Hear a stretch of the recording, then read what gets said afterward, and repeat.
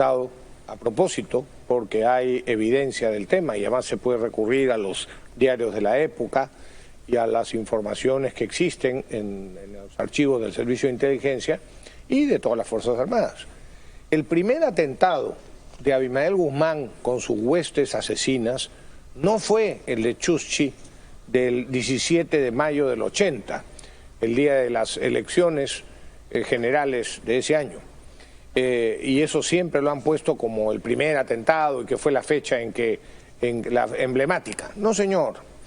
Ya Abimael Guzmán él y sus asesinos se habían escindido del Partido Comunista de entonces, ya desde a fines de los años 60, el año 66, concretamente el año 66.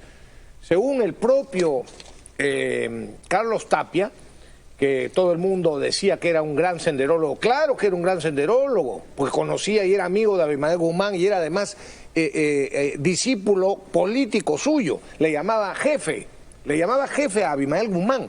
Lo dice él mismo, lo cuenta en una entrevista. Cualquiera que dude de lo que estoy diciendo me puede pedir las evidencias, porque tengo en un debate en Canal 2 con Beto Ortiz justamente, le mostré las propias entrevistas publicadas a Carlos Tapia y un libro publicado por Carlos Tapia en el que dice todo lo que voy a comentar ahora. Bueno, todo lo que digo sobre él, mejor dicho. Bueno, el año 65 y 66 se separa, con ocasión de una de las reuniones del Partido Comunista, se separa Abimael Guzmán con su gente, no se llamaban todavía Sendero Luminoso, pero por el camino, decían, por el sendero de José Carlos Mariátegui, decían en esa época, ¿no? Porque ellos propugnaban ya la toma del poder por la fuerza del fusil, ¿no? por la lucha armada. Y se separaron porque consideraban que los otros no querían entrar a la lucha armada. Muy bien. El primer atentado dirigido intelectualmente, planificado intelectualmente por Abimael Guzmán fue en la localidad de Huanta, debajo de Socos Vinchos, que es en las alturas de Huanta. Entraron al pueblo, dinamitaron un puente, tomaron el local de la Policía de Investigaciones del Perú, entonces la PIP, el de la Guardia Civil, y tuvieron a la ciudadanía, a los del pueblo, así amenazados durante bastante tiempo, bastantes horas.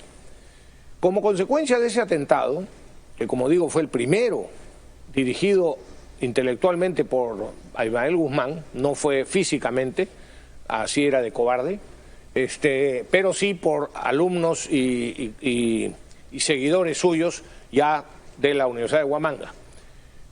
Como consecuencia del atentado, la policía investigó y descubrió la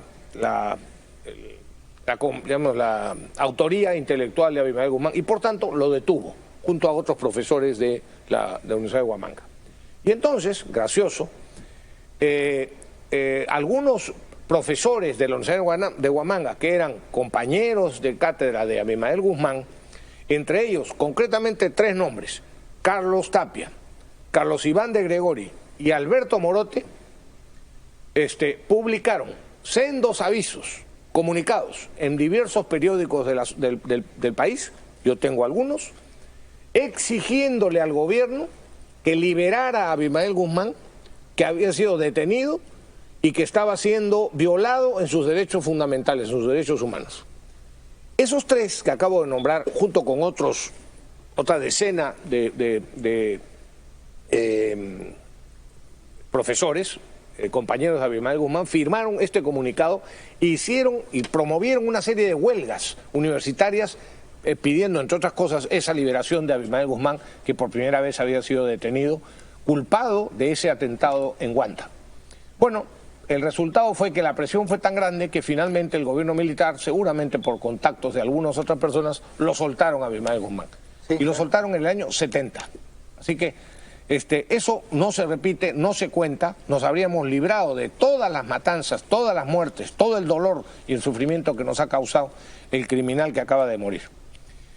Pero lo más indignante es que, curiosamente, esos 3 que he nombrado, que como digo eran discípulos de Abimael Guzmán, por lo menos Carlos Tapia, él mismo declaró que él era de Sendero, mejor dicho, no de Sendero porque no se llamaban así entonces, que era seguidor de Abimael Guzmán y que se peleó con Abimael Guzmán no por razones ideológicas en las que coincidían, se peleó con Abimael Guzmán porque el propio Carlos Tapia contó en esta entrevista, que está por escrito, que él se había enamorado de, ¿cómo se llamó la primera mujer de Abimael? No me acuerdo, pero era muy bella. Bueno, ok.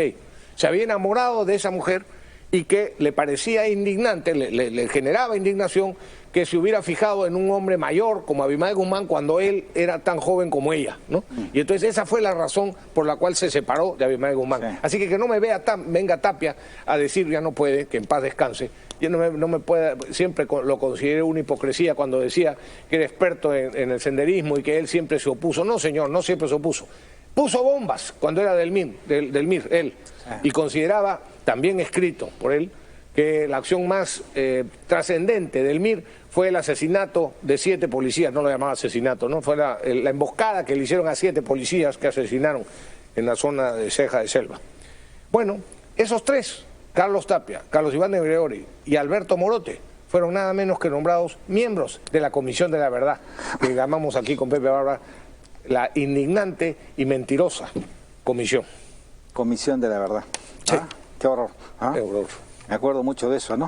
Sí. Pero tú estabas informando a la opinión pública sobre el método que emplearon para cuantificar los muertos que le correspondían a los terroristas y los muertos que le correspondían a la Fuerza Armada, ¿no? Y eso se puede resumir con un apotegma clásico, ¿no? Nunca, que ese es el siguiente, nunca el que ataca puede ser considerado una víctima. Nunca el que se defiende puede ser considerado un victimario. Exactamente. Conclusión, de todas las muertes, ellos son los culpables. Exactamente. Eso es. Exacto. Bueno, eso es para todos los que tienen sentido común, sí, claro, que no están ideologizados.